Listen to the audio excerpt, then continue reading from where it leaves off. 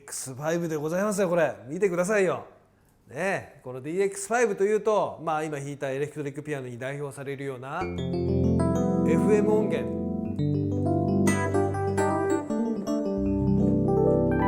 もう抜群にね、やっぱ本物はね、こう反応も素晴らしいし、いい音しますね。ご機嫌でございます。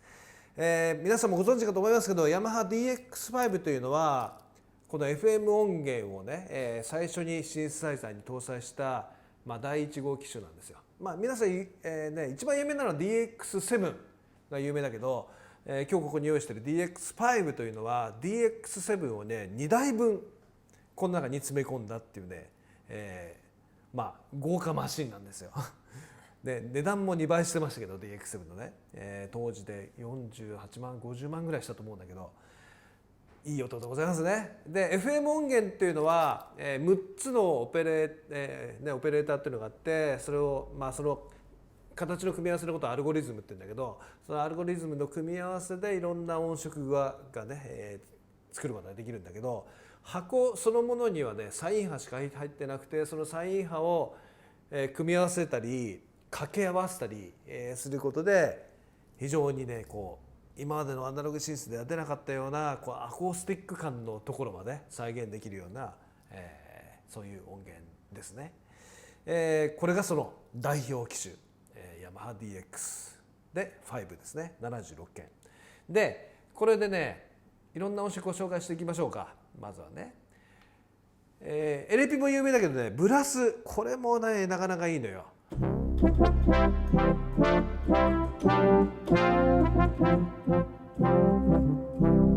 ね、こうなんていうの、そのアコースティック感がありつつシンセ感もあるしみたいなね、だこの辺が新しかったんですよね、非常にね。こう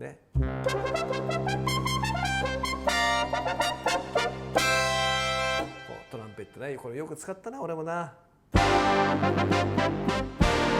はもうシンセです。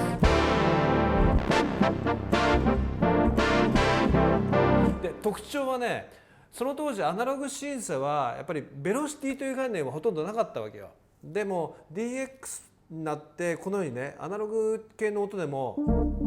弱く吹くとこうね、強く吹くとここまでこうダイナミクスがつくというね。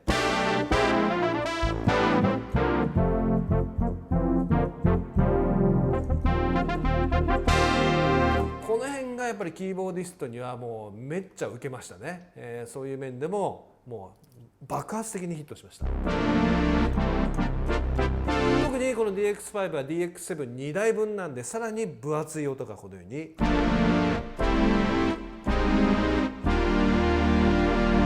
出るというのが大きな特徴でございましたね。このねバイオリン系の音色もね、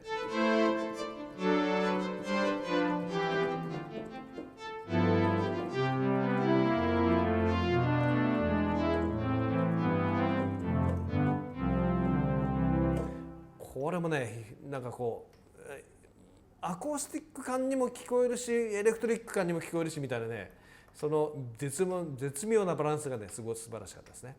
エレピアなんたってこれですよね。さっきも紹介しましたけど、こ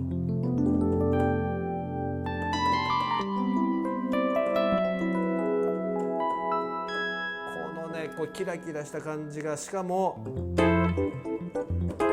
このねダイナミクスがしっかり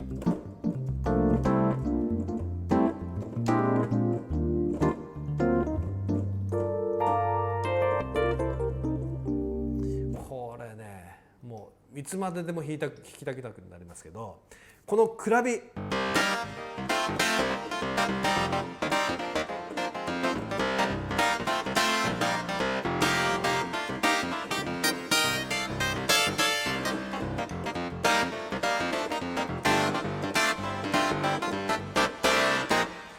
れもねこのガサガサいう感じ、これ抜群にねようございますね。このハープシコードなんかも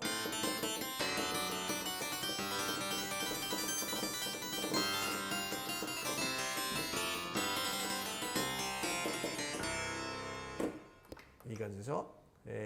オルガンがまたすごいんだよ。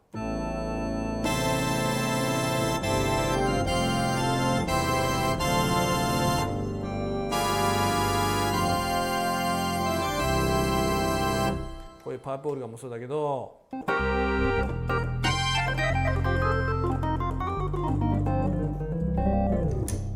こういったオルガンとかね、ジャズ系のオルガン、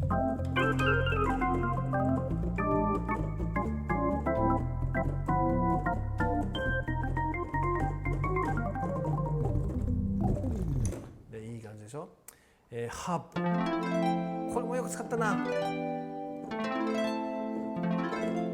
ね、コマーシャルで使いまくった覚えがありますけど、とかこういう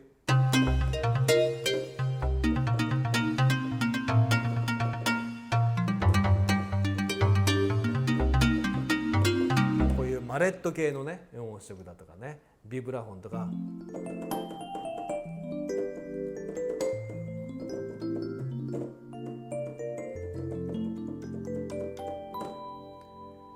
で当時アナログシンセはやっぱり8音っていうのがね、プロフェット5は5音だったりとかね、割と8音マックスだったんだけども、16音まで出たっていうのもね、かなりすごかったですね。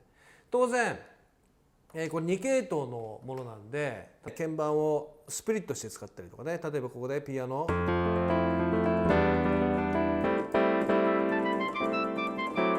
こっち上の方ではフルート、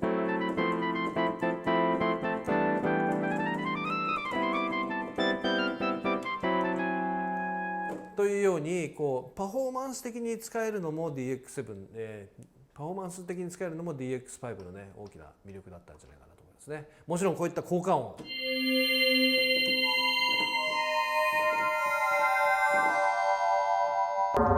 いったのとか、この手の鐘系、これビッグベンっていう音だけど、もう抜群だよね。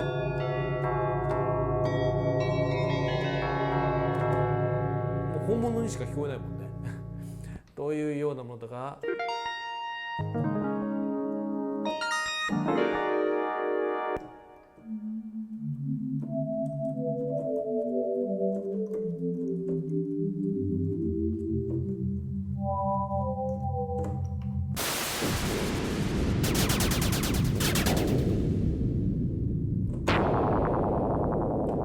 こういったものも含めね、これ PCM じゃないですからね、全部加工して合成して作られてる、当時やっぱりアナログシンセからデジタル、もうデジタルシンセの走りですから、そういったこの DX というね音源、 FM 音源というねこの音源システム、実はもうね携帯電話の中にも FM 音源が入ってたりとかね、してたりするんですけど、これが元祖 DX でございました。